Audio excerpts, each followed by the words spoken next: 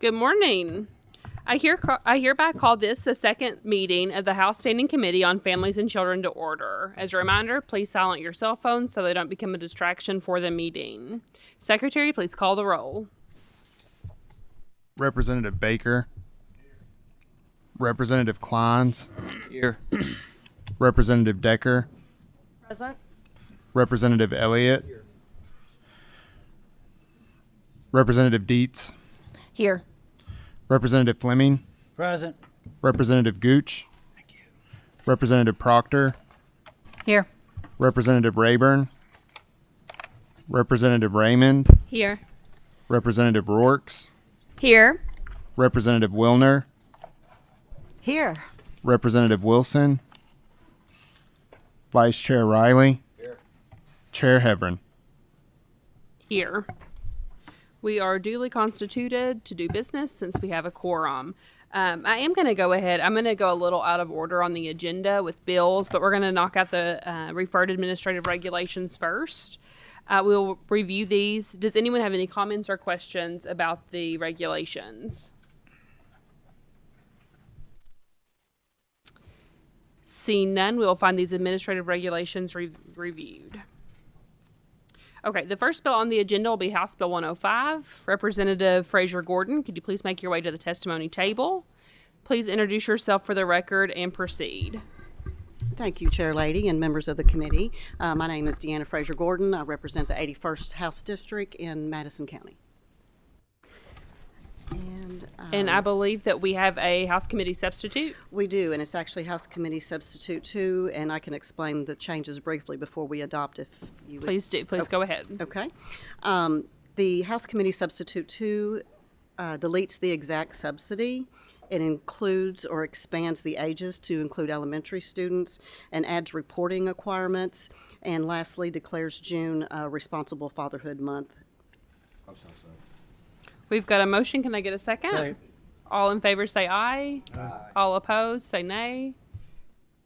Committee sub passes. Please move forward with the bill. Okay, thank you. So, society needs responsible and productive fathers. The following statistics I'll share with you are published in the Father Facts study by the National Fatherhood Initiative.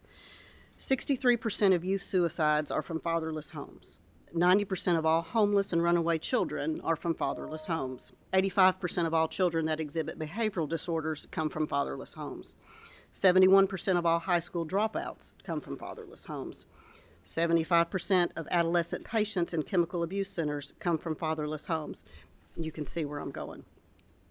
The cost of doing nothing, according to the most recent Kentucky Department of Juvenile Justice report, is $196,000 a year.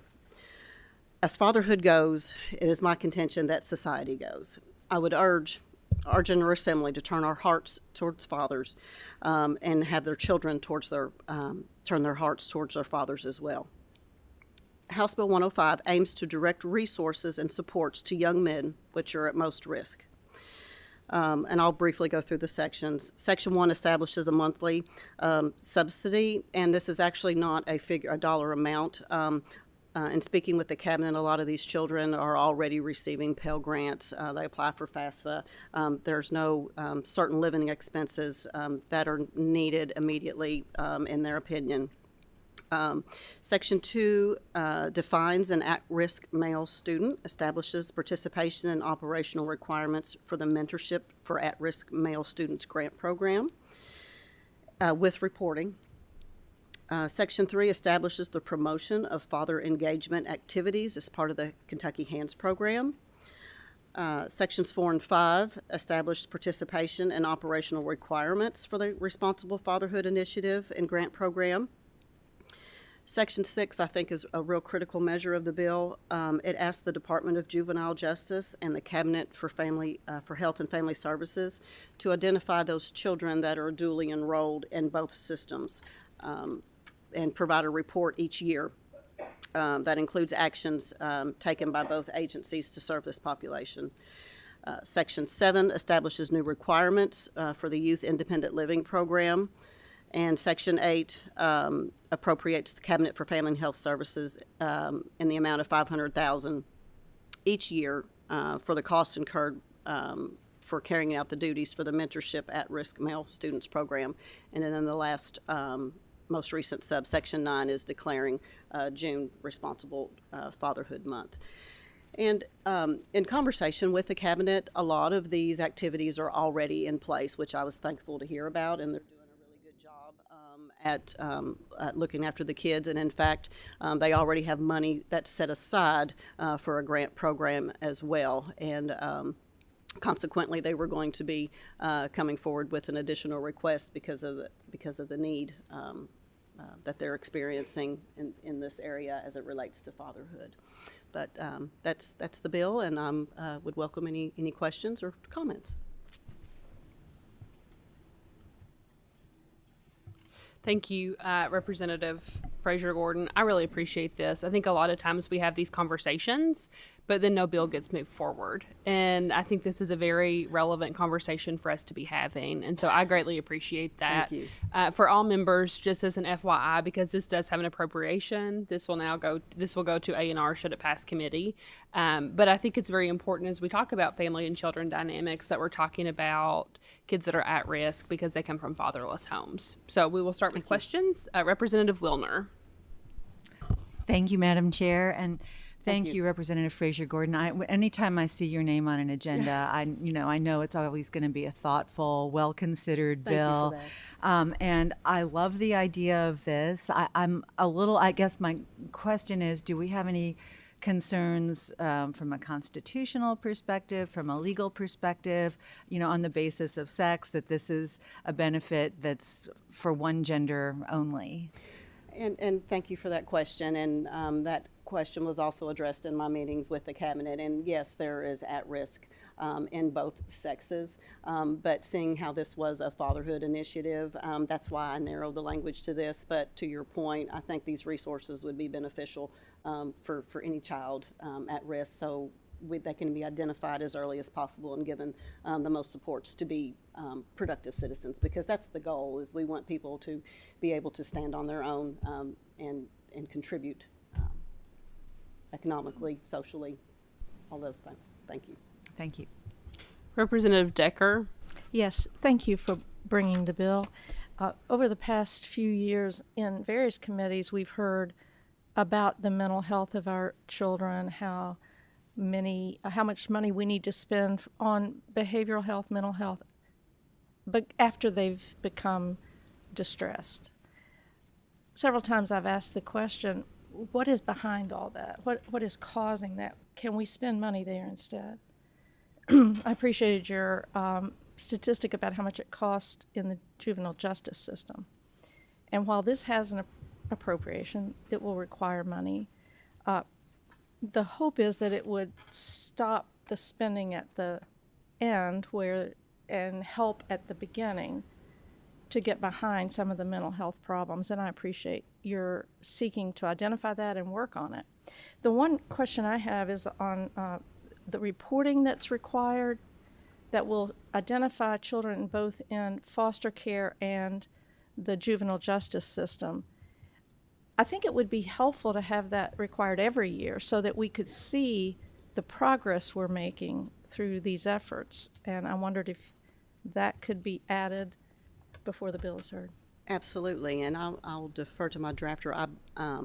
I believe that it is an annual requirement. If not, I would be absolutely agreeable to that, because I think it is a good way to measure progress, measure outcomes, and to your point, an ounce of prevention is worth a pound of cure. So I think the earlier we can identify, hopefully we will see, cost savings. We can look at this from an investment point perspective as opposed to a cost. But your point's well taken. One follow-up, and thank you for allowing me to ask a question. I do appreciate you talking to me about the bill, and I really applaud you for working on the causes and not the cure. And I've absolutely forgotten my next question, so thank you very much. Thank you. Yes, to answer your question, Representative Decker, it is an annual report. All reporting mechanisms in the bill are annual. Representative Raymond. Thank you. I appreciate this very much. I want to make sure I understand it. This is for all of our young men who may be, our boys and young men who may be in trouble, not just young men who are in foster care or state's care. That's correct. And then one of the sections I asked to identify those in elementary school, and that's why we expanded it, because we do want to Great. hopefully prevent them from going down the wrong path. May I continue, please? I wanted to ask, okay, at-risk male student in elementary, middle, or high school who has been identified as at risk to become involved in the juvenile justice system. Do you have any idea what trackers the cabinet or other organizations will use to determine who's projected to be involved in the justice system? I don't, and I think that would probably be, naturally, I would suspect that this is going to be teachers and that are seeing, whether it's absences or behavior in the classroom or those types of things. And so how that information is transferred to be formally identified is not specifically spelled out, but that's the goal. Okay. May I ask another, please? Thank you. Is the potential stipend just for our young men who enter post-secondary education? As it is written, yes. But Okay.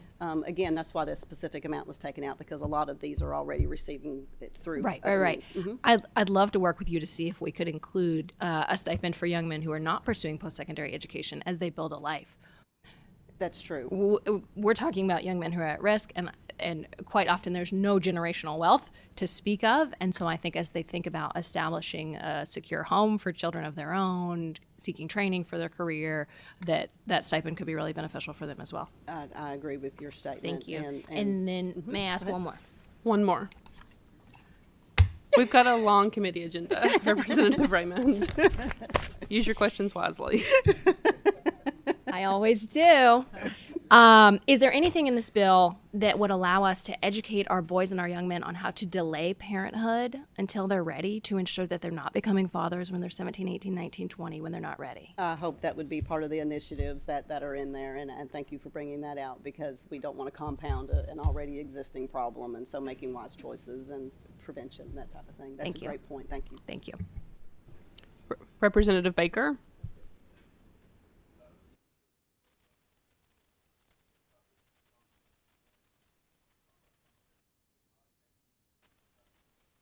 It is. It is. It was the committee sub 2, and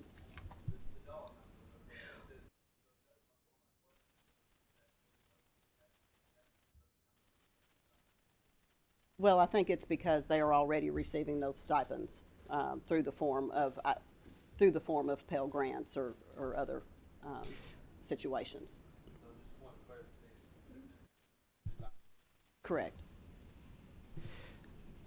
Representative Baker, something that we've been trying to do as we go through different pieces of policy and legislation is to take the amount out of statute, because then it causes us to have to continuously go back and change that. Whereas if we can have it through regulation, it gives us the opportunity to change it when it needs to be changed, rather than having to wait for a session to come back in. We've noticed that with a lot of foster care and DCBS issues. And so while there are already some stipends given, this could be part of a new one too. And so, but adding that through regulation. But currently this is just like we said, this would go through Families and Children Committee, and then it will go through A&R Committee, where they will talk about the appropriation. This is more just the opportunity to talk.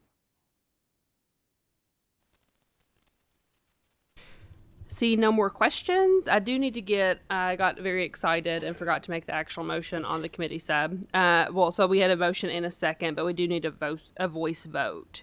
All those in favor, please say aye. All opposed? The House committee sub passes. Is there a motion on House Bill 105 as amended by House Committee Substitute 2? Is there a second? Okay. So we've got a motion by Representative Riley and a second by Representative Fleming. Secretary, please call the roll. Representative Baker. Representative Kleins. Yes. Representative Decker. Yes. Representative Dietz. Yes. Representative Elliott. Representative Fleming. Representative Gooch. Representative Proctor. No. Representative Rayburn, Representative Raymond, Enthusiastically, yes. Representative Riley, yes. Representative Rorks, Yes. Representative Wilner, Yes. Representative Wilson, Chair Heverin. Yes. House Bill 105 passes 12 yeas, 1 nay, and it should pass favorably on the floor should it pass appropriations and revenue. Thank you very much, Representative Frazier Gordon. Thank you, Chair Lady, and members of the committee. I appreciate it. Our next bill will be House Bill 462. Representative Bratcher, can you please make your way to the testimony table with your guests?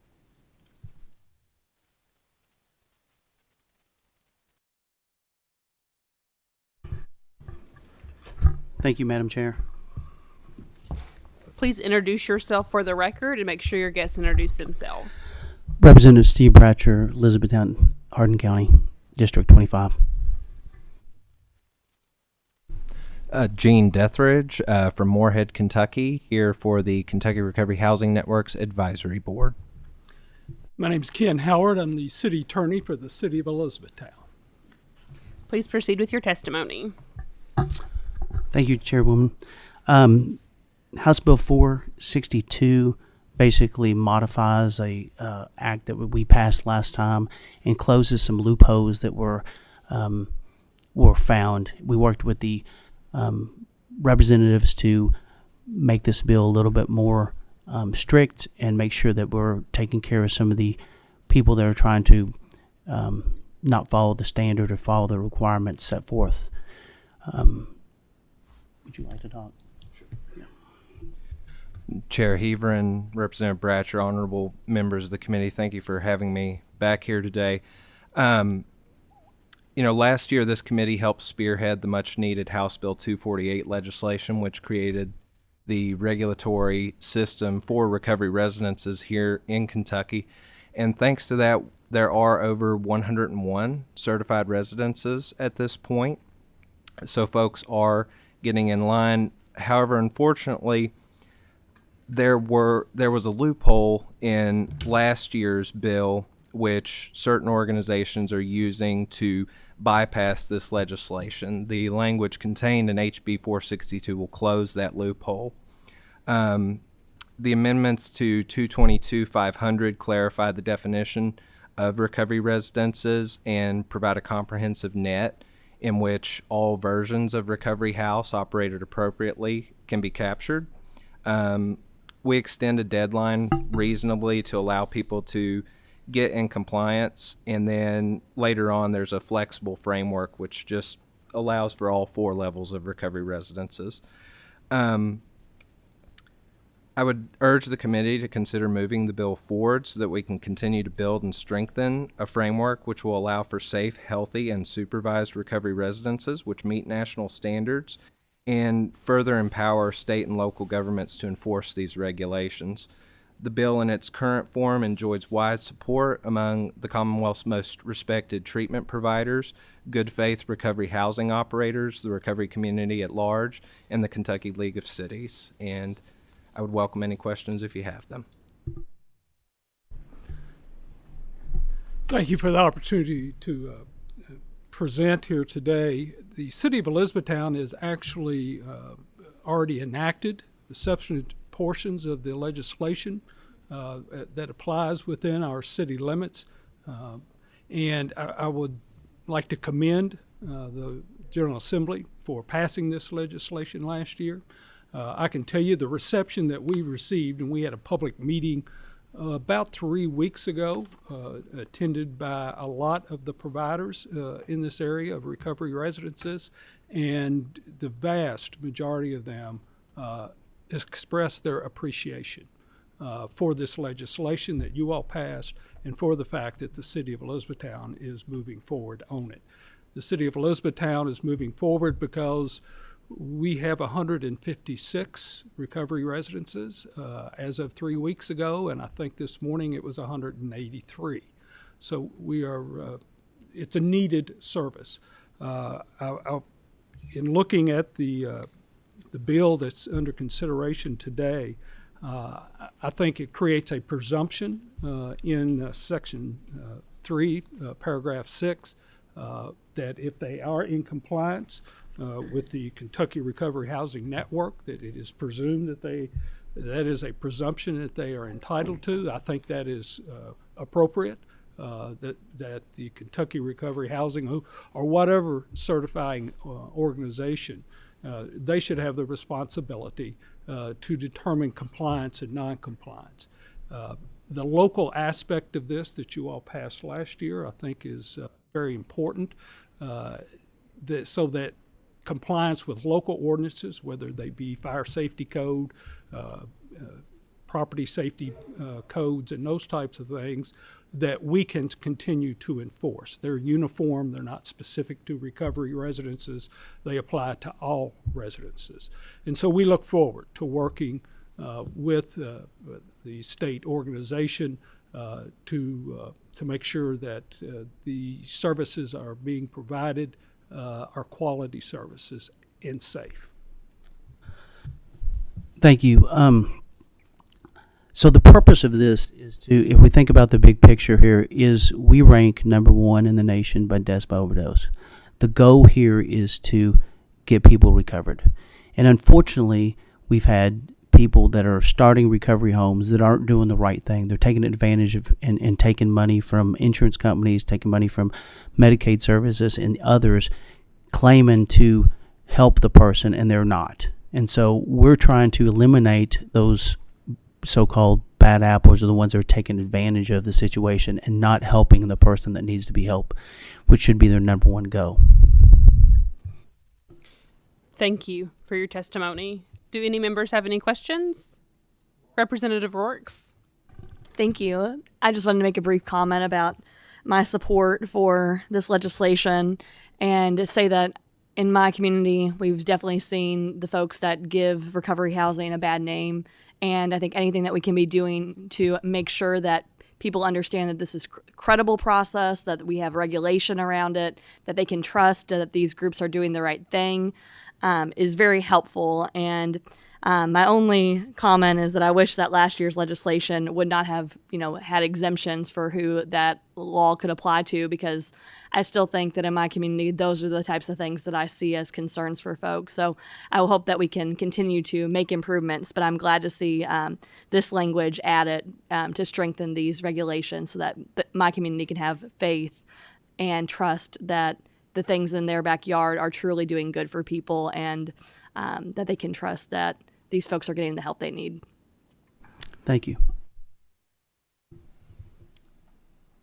Is there a motion on the bill? Motion by Representative Elliott, second by Ken Fleming. Secretary, please call the roll.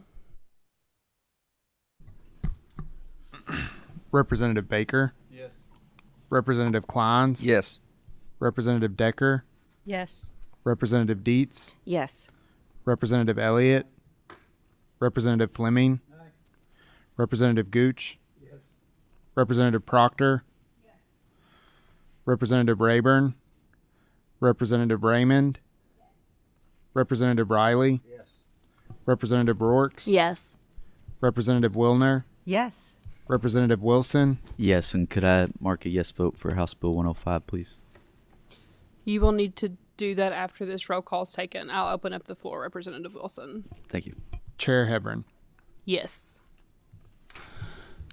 Bill passes 14-0 with favorable expression and should do the same on the floor. Thank you. Madam Chair, I want to thank you too for following your bill last session, and your response, Representative Rourks, is that I believe that some things were added to Representative or Chairwoman's bill last time that had those cutouts in it that probably may not have been intended to in the beginning.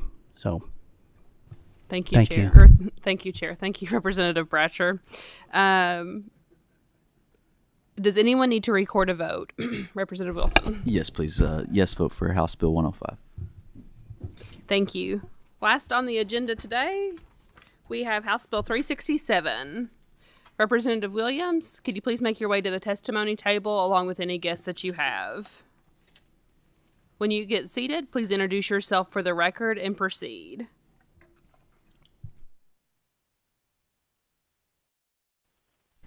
Thank you, Madam Chairwoman. My name is Wade Williams. I represent the 4th Legislative District, and I'd like to introduce my guests.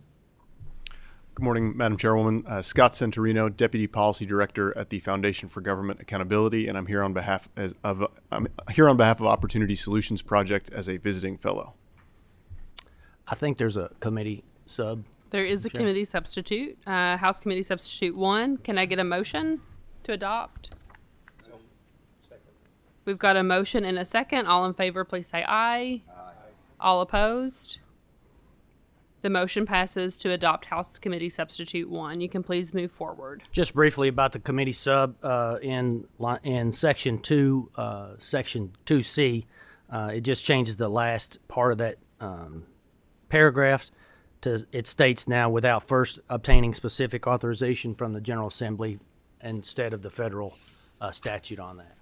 So moving on to the bill at hand, there's a minimum of 34,000 able-bodied adults in Kentucky on food stamps today, between the ages of 18 and 50 who have no dependents, and that number we assume is low because there hasn't been any new numbers since COVID started coming, since they stopped collecting those or publishing those.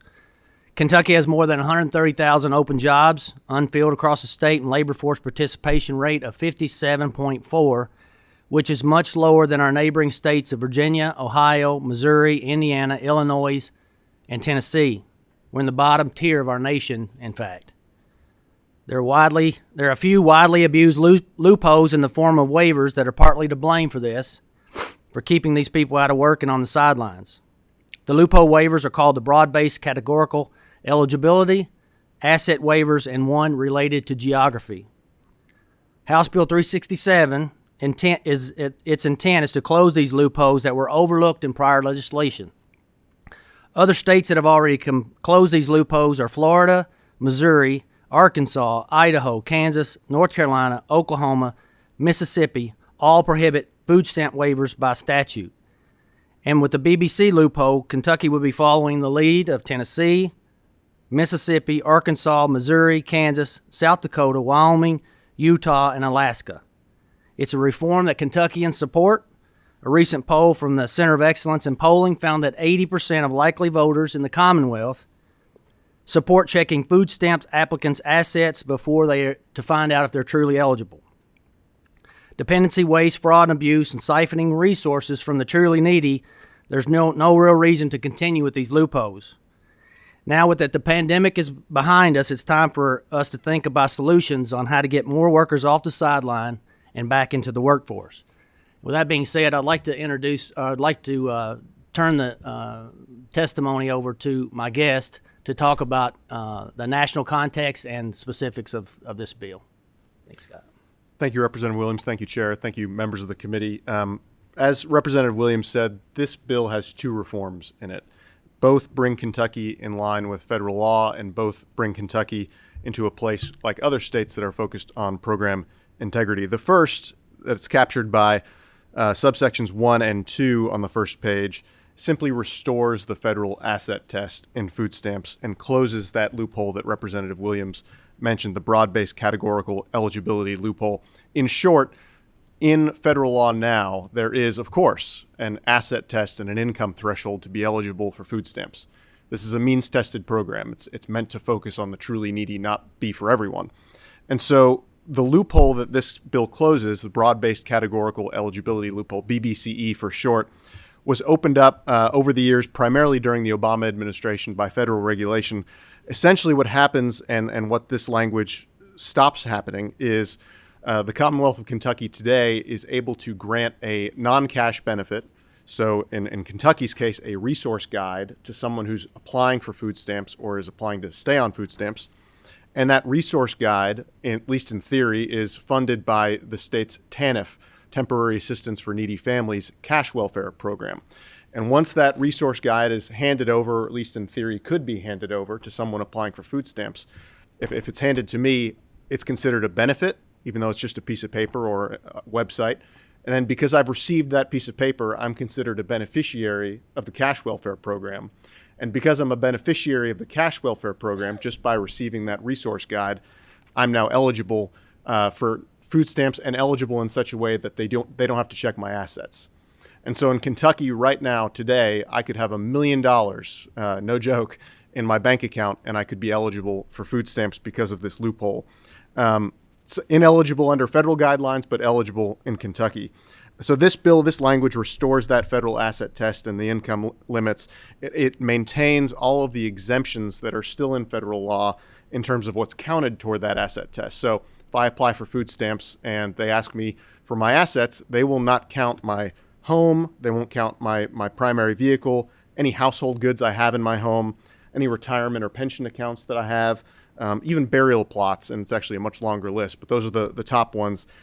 Basically, liquid assets are counted. So cash in the bank and any non-essential goods like a second property or a boat or an RV, ATV, things like that. So again, this restores, this language on the first page restores that federal asset test. And it's probably worth noting that this will not actually change any eligibility standards for the school lunch program and other programs in Kentucky. It may change how people actually become eligible for those programs. Rather than, say, categorical eligibility, they may have to go through an asset and income test, but it won't actually change the standards there. And again, as Representative Williams mentioned, a number of states are already doing this: Tennessee, Missouri, Mississippi, Kansas, Arkansas, among others. The second reform in the bill, as Representative Williams mentioned, has to do with the work requirement in food stamps. So this is captured in subsection 2C.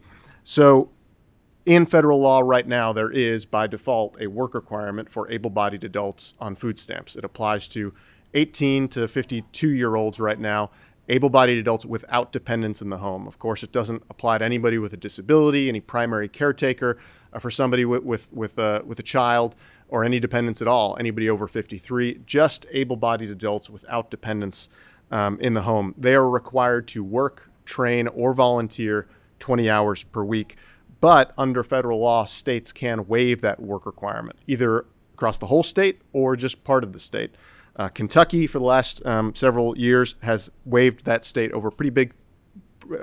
work requirement over pretty big parts of the state, and it's been unilaterally by the cabinet rather than by this body, the primary policy-making body, the legislature. So a number of states, and Representative Williams listed them, so I won't, but a number of states don't use these waivers at all, primarily because even in the most rural places where I live, the most rural, depressed areas where there aren't that many jobs, although that's few and far between right now, even in the most hard times and the most depressed areas, you can still comply with a work requirement by volunteering. So there's really no reason or time that a work requirement can't be in effect. But as Representative Williams said, this bill doesn't actually do that. This simply says if Kentucky is going to waive the work requirement, it should be this body that decides that. That's a major economic decision that should be made by the legislature, not unilaterally by the cabinet. If this happens to lead to more robust work requirements, I would obviously support that, but that's not what this bill does. So again, in short, this bill's two reforms both make sure that Kentucky is in line with federal law. It ensures that there will be enhanced program integrity in the food stamp program. And most importantly, it will protect this program for the truly needy, the folks who can't just go out and get a job and really need this to support themselves. I'd obviously be happy to answer any questions if the committee has any. Thank you. We do have some members in the audience who want to speak. So if you all will step away from the testimony table, we'll bring you back up when questions are. But we've got Feeding Kentucky, Jordan and Melissa, Community, Farm Alliance, Kimmy, and the Kentucky Center for Economic Policy, Destin. Thank you, Madam Chairwoman. And thank you to this committee for having Feeding Kentucky here today to speak on House Bill 367. Please make sure to introduce yourself for the record. Yes. Can you hear me? Oh, perfect. My name is Jordan Ogile. I am with Feeding Kentucky, representing the Bluegrass States Food Banks. And I will be testifying first, followed by Ms. Kimmy Ishmael and Mr. Dustin Pugel of Kentucky Center for Economic Policy. So thank you to this committee for having us here today. As of right now, there are 570,000 food insecure Kentuckians, 1 in 8 people across the Commonwealth going hungry, with 1 in 6 bluegrass children not sure where their next meal is coming from. Thankfully, alongside the food banks that I represent, there are nutrition assistance programs to feed Kentuckians. SNAP helps low-income individuals pay for food, spending that grocery money elsewhere on bills or saving it. 1 in 8 Kentuckians are on SNAP, nearly 587,000 residents. For some scale, SNAP provides 9 meals for every one that our food banks provide. House Bill 367 is Kentucky's third attempt in 5 years to eliminate broad-based categorical eligibility. Under 367, an individual must have less than $2,750 in assets to receive nutrition assistance. Bills like 367 are purposely restrictive to drive down what they deem as unnecessary usage. The goal is to save money by cutting down burden on SNAP, but unfortunately, they don't account for the downstream harms. When more people go hungry, more people need health care. The United States spends an estimated $16 trillion a year in nutrition-related chronic illnesses that could be solved by helping people eat. As mentioned previously, SNAP fosters self-sustainability. It helps users accrue savings until such time that they can be weaned off benefits. But under 367, those very savings are going to be their undoing. A family of 4 qualifies for SNAP because both parents are low income. But thanks to BBCE, they get to save money at Kroger. Maybe over 5 years, they accrue $3,000 in the bank. Without BBCE, under 367, those savings will disqualify them from SNAP. The months go by without SNAP. They chip away at their savings paying for groceries until they are right back in the hole that qualified them for nutrition assistance in the first place. If left as written, 367 will create a benefits cliff that threatens Kentuckians on SNAP. 2 at-risk groups are the retired and elderly, those with savings but no income. A grandpa on SNAP stretches his savings as much as possible, hoping it will last as long as he does.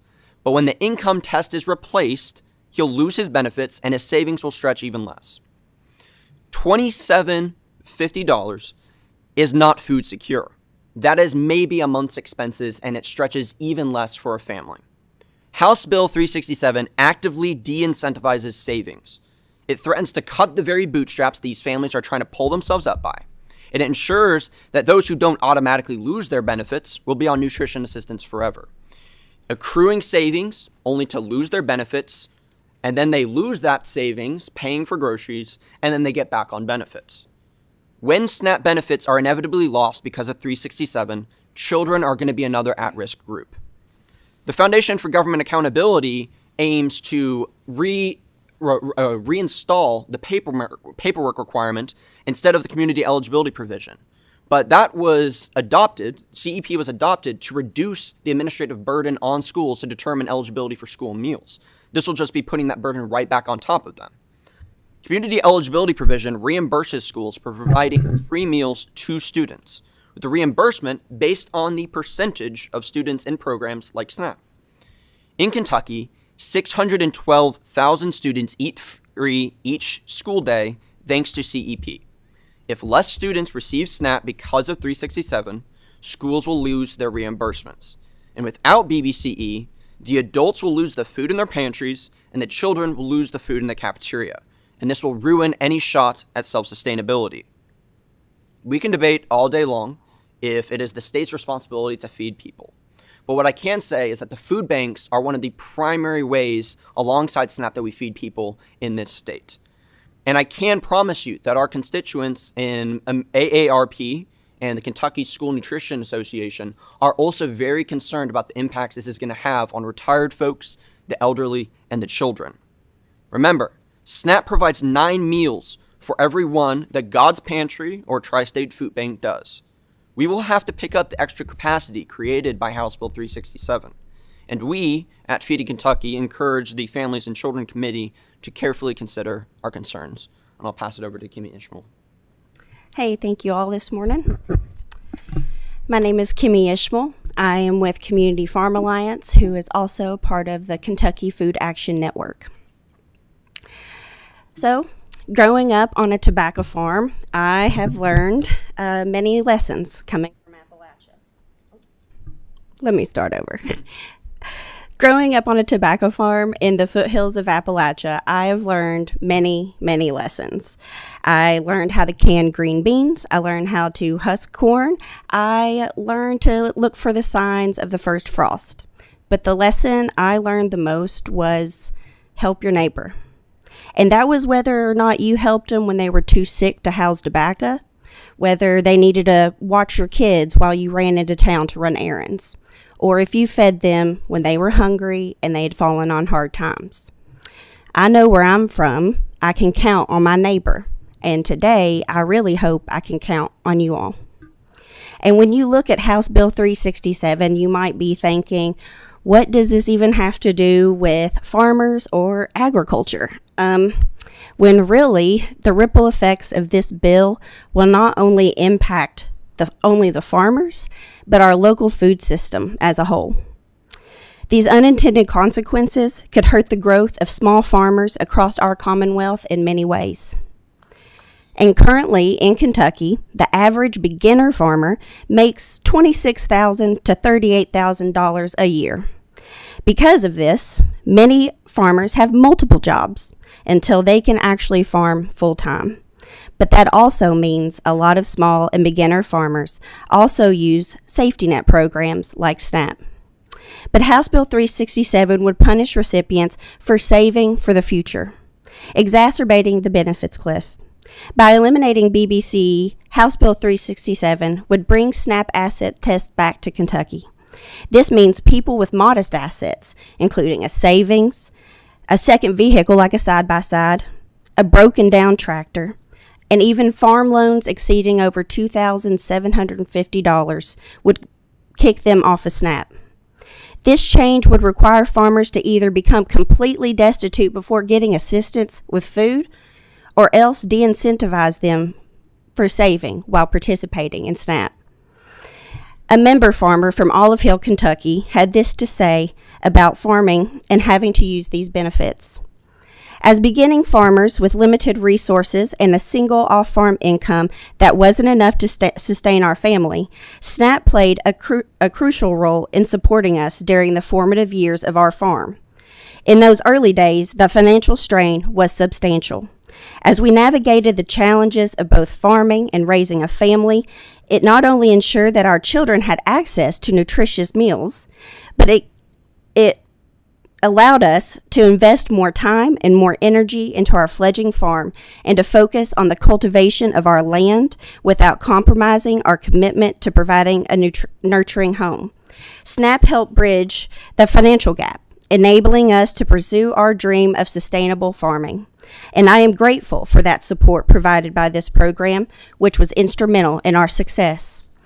House Bill 367 would not only impact farmers like those living in Olive Hill, but many others across this state. And on the other side of this, it would impact our farmers' businesses and their sales. With nearly 588,000 Kentuckians using SNAP benefits, any cuts to this number could lessen the farmers' customer bases and in turn lessen their sales. The USDA did a study that showed from 2014 to 2020, SNAP participation at Kentucky farmers markets went up 123%. So we know that when the option of buying fresh local food is more accessible, SNAP users are more likely to choose that and pick local over the unhealthy options in big food chain stores. But there are many, many ways that using those benefits are increasing farmer sales. And currently there are many programs available to SNAP participants to be able to use their benefits to buy local when it comes to groceries. The Kentucky Double Dollars program allows those on SNAP to be able to double their money, $1 for $1, to buy local produce at selected farmers markets and some retail stores. And in Kentucky, we don't just do fruits and vegetables here. We also double up on meat, eggs, and dairy, which sets us apart from many other states. And there have been farmers participating in these programs who keep federal food dollars in our local economies and have to hire workers to help with the yield for the next season. And last year, we know that SNAP had over a $300,000 impact on products sold by our Kentucky farmers. So we literally cannot afford to impact our local food system. A UK study found that the return on investment for that Kentucky Double Dollars program, it was $8.45 to $1. That's just for one program. So we truly need SNAP to keep our local food system intact. So just take in consideration this quote from Chelsea Barber, owner of High Five Farms. Food access programs are paramount to our success as year-round market growers. These programs have widened our customer base, consistently increased our sales, and fostered meaningful connections with our community. In 2023, 25% of our total farmers market sales were sourced from food access program funds. We believe locally grown foods must be available and affordable to all people in order to truly create a resilient, healthy world, and food access programs help us work towards that future.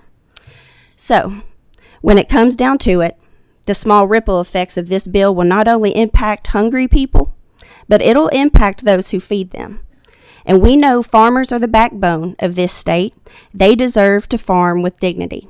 And that means helping your neighbor. Thank you.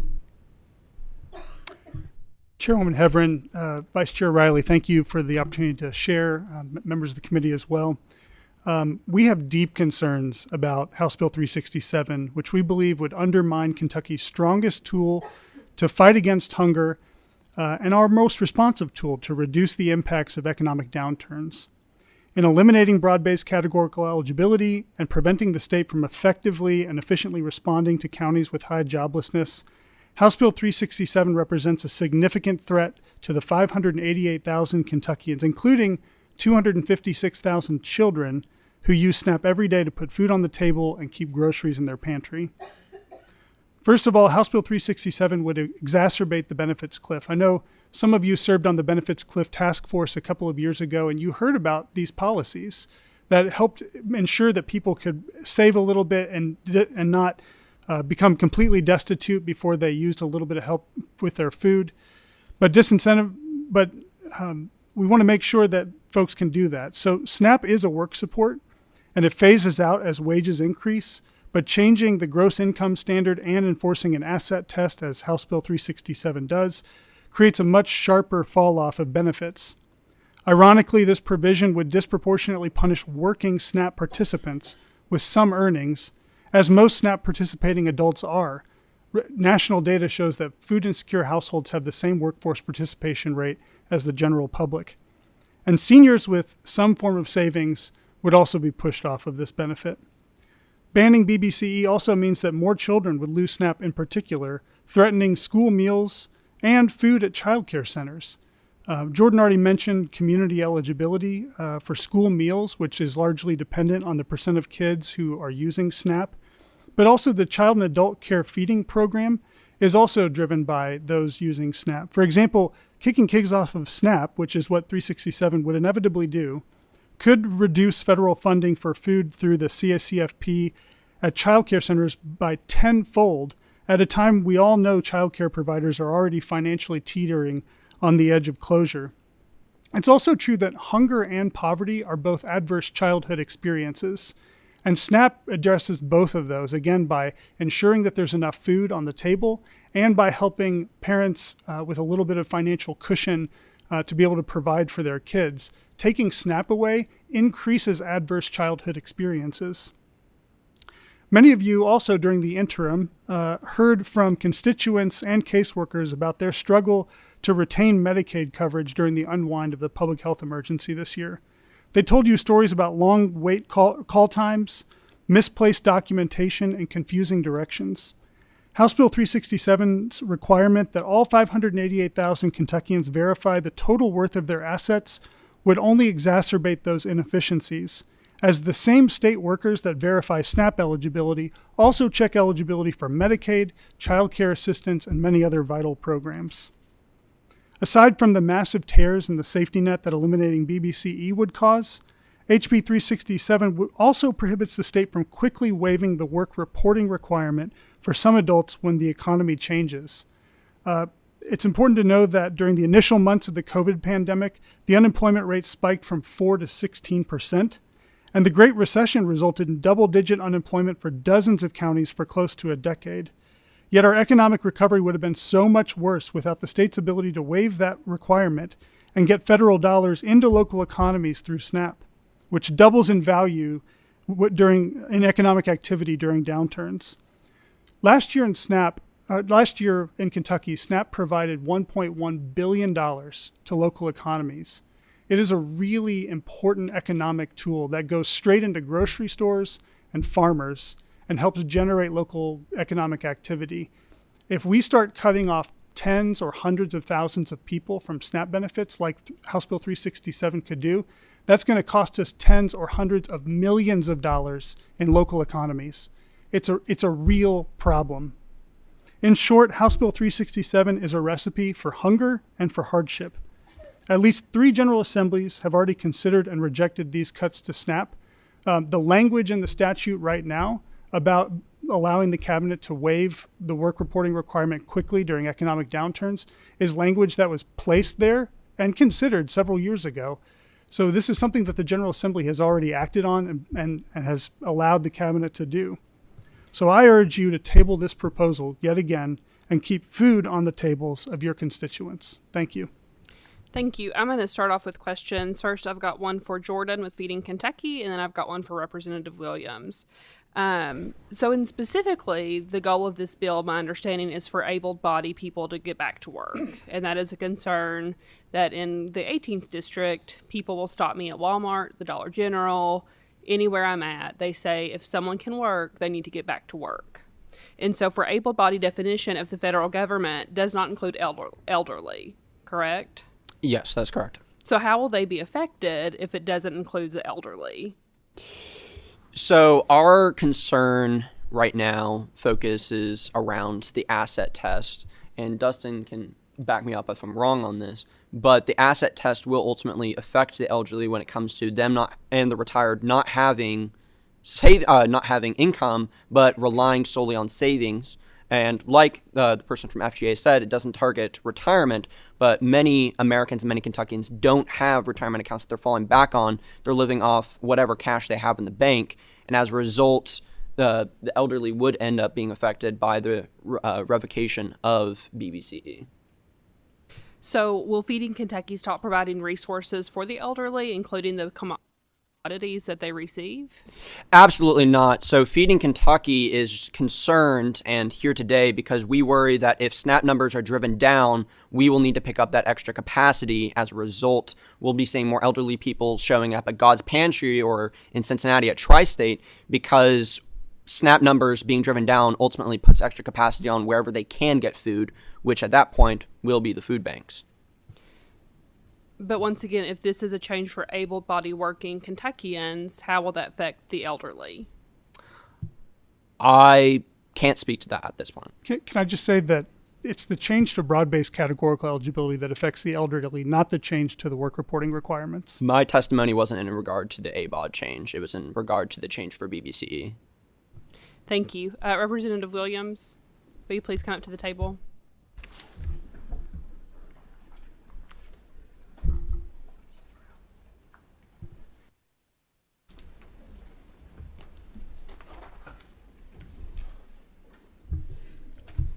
Thank you, Representative Williams.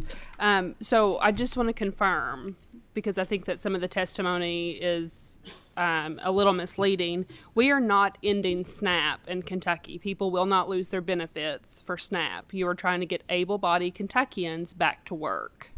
That's correct. Able-bodied Kentuckians and those with assets that are our gross income limits are 200% of the federal limit. It's the highest in the nation. So we love SNAP. I think it's a great program, and that's why we're here. We want to make sure that SNAP is available for all those people that need it. Thank you. I will now take questions from committee members. Representative Kleins. Representative Williams, the number you gave me or gave us was 34,000 that are on food stamps that could work. Was that the number, 34,000? That's an estimated number because we haven't had the actual data published for a while. Okay, that's a big difference than the 588,000 in Kentucky that are on SNAP. So I think we're talking two different groups here. We're specifically, for me, is the 34,000. So when I did my legislative questionnaire for my district during the interim, and not all the results came to me, and we haven't tabulated the final results, but one of the questions was approximately 1 in 7 Kentuckians between the ages of 17 and 24 are not in school or working. What do you believe is preventing these young adults from entering the workforce? So the ones I saw, the number one choice was desire to work.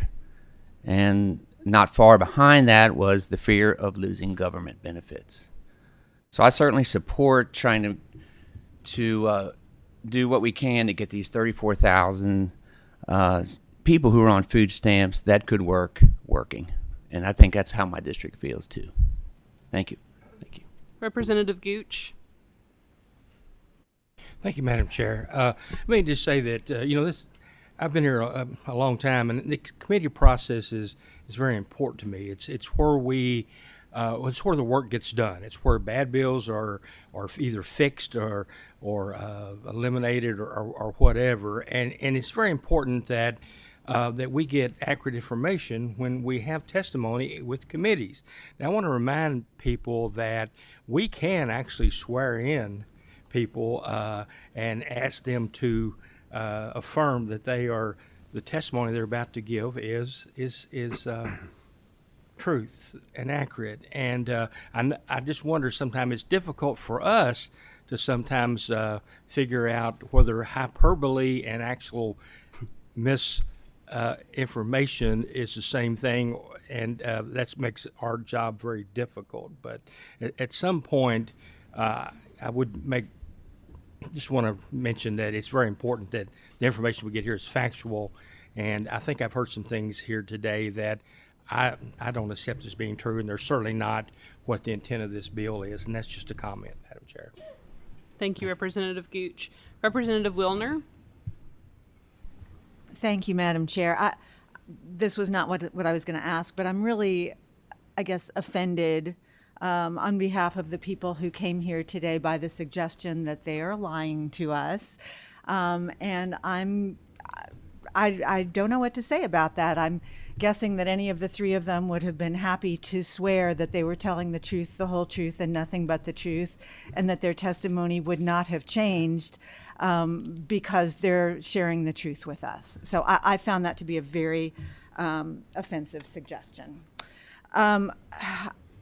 I do want to ask, moving on, I do want to ask if there's a fiscal impact statement. I did not find one with this bill.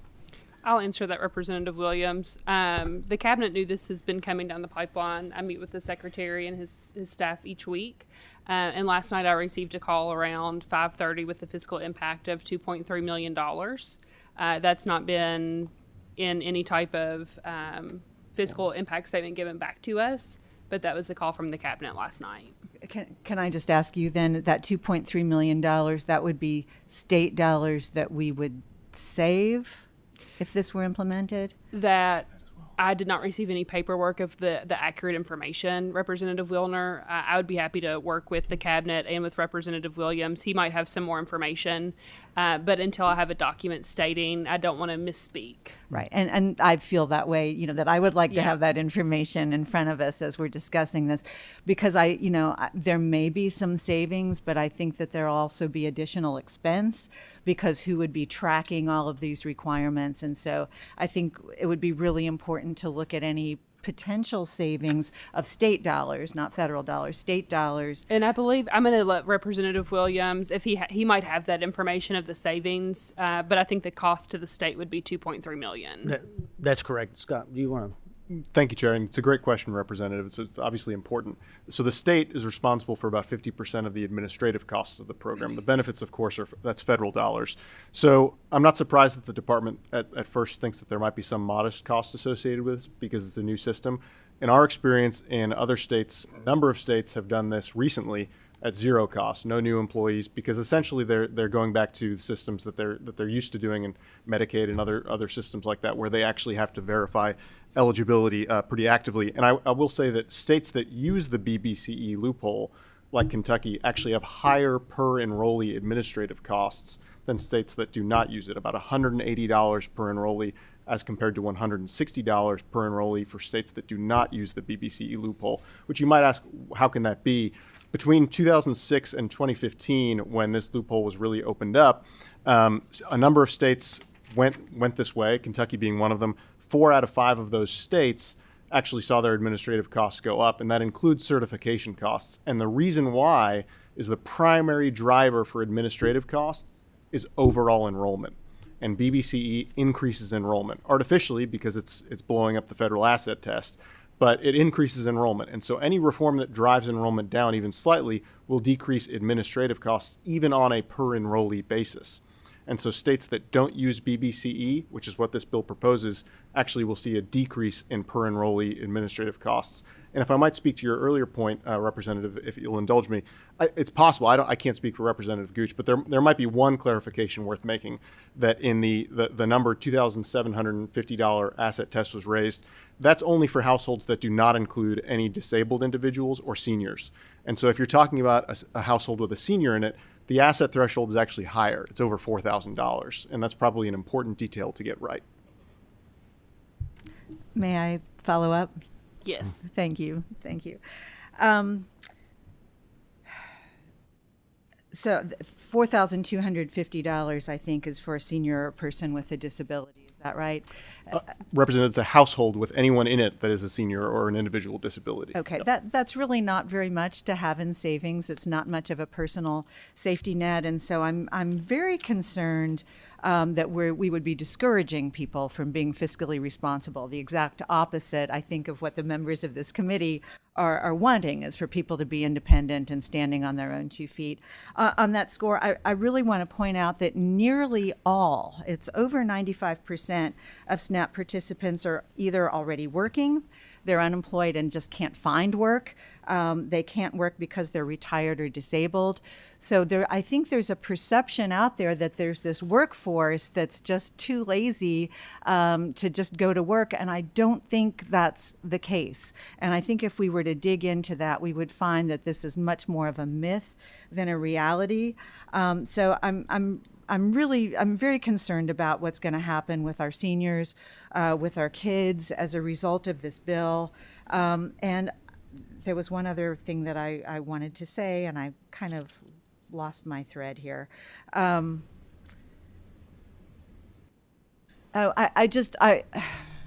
You mentioned in your example, somebody could be having, $1 million in their savings account and still be getting SNAP benefits.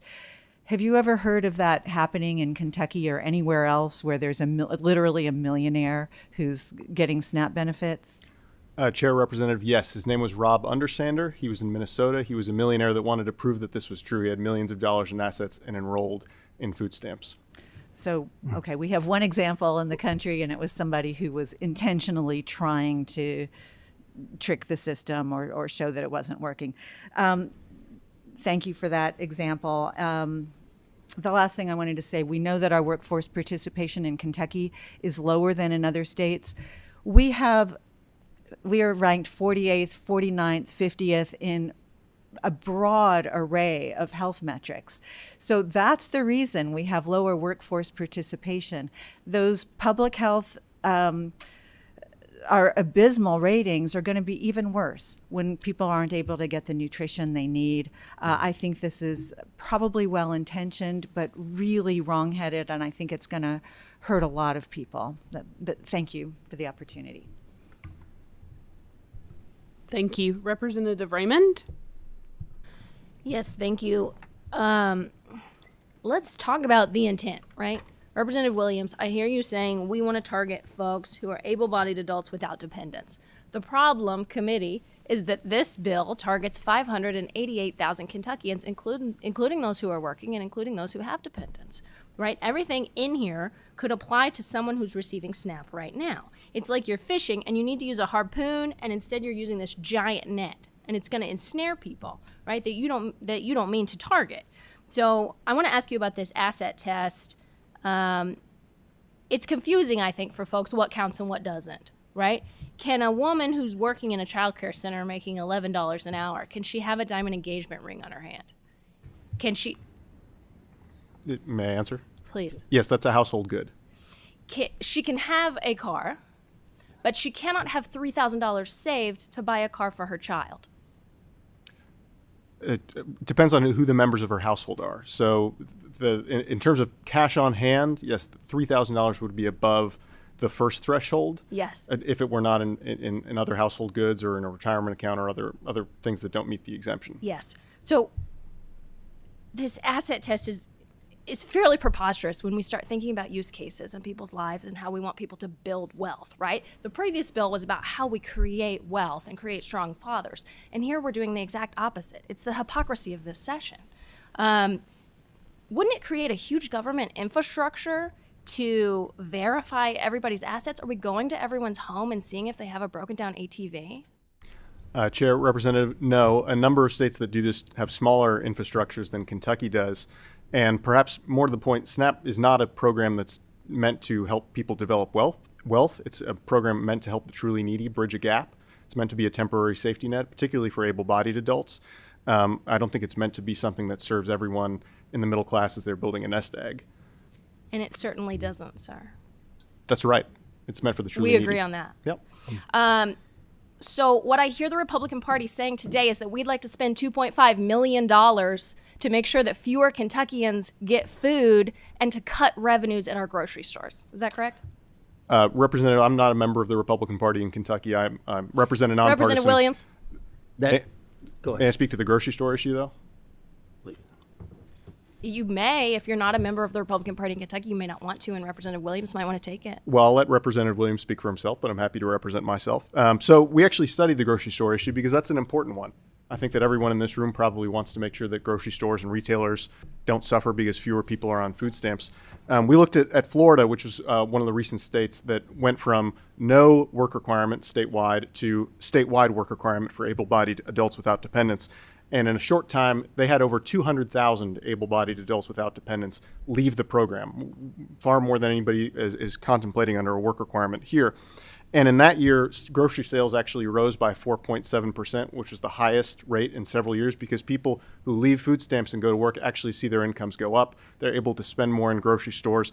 And if you isolate it, this is the really interesting part that surprised even me. We looked into it, and if you isolated it to March of that year, which, as you probably know, Representative, the work requirement actually allows you to stay on the program for 3 months, even if you're not working, and only after 3 months, if you're not working, would you be removed. And so in March of that year, the part of the year where the action really was in terms of anybody who didn't work actually took place, sales climbed in grocery stores by 11%. Which is higher than any other month on record. And so obviously when people go back to work, that's good for everyone. It's good for that individual, good for their family, good for their community, and good for the businesses in that community. As a reminder to all members, please make sure to come back through the chair. We are not here to interrogate. This isn't a courtroom. May I ask another question? Yes. Representative Williams, why do you think that the Republican supermajority has failed to pass this bill 3 times in the last 5 years? Representative Raymond, we're not here to talk about party, Republican or Democrat. We're here to talk about the bill on the table. So, Representative Williams, why do you think that previous versions of this bill have failed 3 times in the last 5 years in the General Assembly? I can't speak to the provisions in those other bills. I'll just hear about 367 today. May I ask another question? Yes. Representative Williams, this bill would apply to all people who receive SNAP in Kentucky. Where do you believe it's going to be really effective at only targeting adults who are not working and don't have dependents? Well, it will target those and those that have too many assets that's on the program as well. May I ask another question? I'm going to we've got 3 members who want to speak. If we have time at the end, I will let you continue your questions, Representative Raymond. Representative Rourks. Thank you. Can you share with us how many SNAP participants are currently covered by BBCE? I do not have that number. Okay. Let's see. And then one follow-up. Yes. So I think what is deeply concerning to me is that we've seen cost of groceries go up over the last several years, 4 years in particularly. And our young people who are just getting into the workforce, who are not in well-paying jobs but are trying to work often receive SNAP benefits, or they're looking for work but maybe the work requirements, they're not finding the work that they feel like would ultimately help their family and get out of the benefits cliff area to where they need the benefits and can work on their own. But I think that the protections in place today, I see in my community as something that, again, the local farmers markets and food banks are heavily impacted in, and it is across all ages. So I have a lot of concerns with the spirit of the bill where we're trying to say that we're wanting to cut down folks that may be abusing the system and instead, get back to truly helping needy people. I'm not seeing where we're not meeting the need today to help feed needy people and that someone is then taking something away from someone else. I see it as some folks that need this assistance are utilizing it, and they also often then go to food banks as well. And I've also toured my food banks recently in the 38th House District and seen that the amount of supplemental food that they're able to offer is definitely not enough for a family. And SNAP is something that is complementary to that service. So I have deep concerns about the seniors, about the children that are impacted, because food should be the number one thing that we as government make sure that folks do not have to go without. And the concerns around trying to make sure that we are weeding out people who we think should not be receiving these benefits anymore, I just find that this is the wrong approach to take because, again, the cost of groceries have gone up. We need these benefits so that people can afford to function in their daily lives.